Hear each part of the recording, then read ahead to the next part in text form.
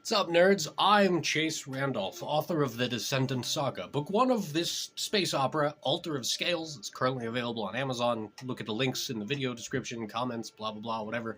Check it out. It's fantastic. Nobody writes sci-fi anymore like I do, because it's a new classic. Anyway, publisher has sent me this big list of videos, or video ideas they want me to cover, so we can have short little things like this to put on YouTube. Welcome to the club. Follow, subscribe for more. We're fun and silly. And hardcore. Or hardcore, depending on who you ask. Because this is hard sci-fi. Which brings me to this topic, or one of the topics they sent me, is the hardest scene I've ever written. And while I know the publisher means this from an emotional perspective, and there's plenty of that, don't get me wrong.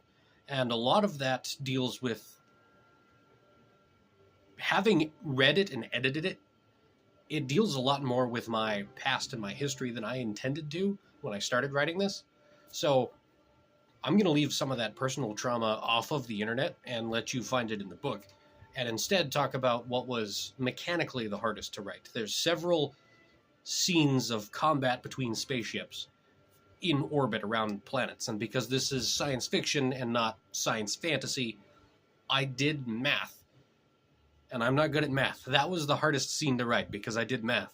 So I calculated, weights of spaceships, velocities, orbital speeds, which therefore got me, orbital period of this ship, orbital period of that ship, how long it takes them both to go around, how much time between passes when they see each other, flight time of missiles between one ship and the other, and then on top of that, cross-referencing everything, double-checking it, making sure I was right, and, getting into all of the different places on the internet, be it, Reddit or Discord, where I talk to, retired NASA engineers and asked them, like, hey, I've got this railgun that's flinging 2 kilos of tungsten at 24% of light speed.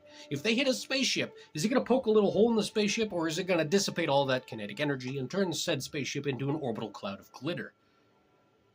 And we eventually came up with an answer after doing more math.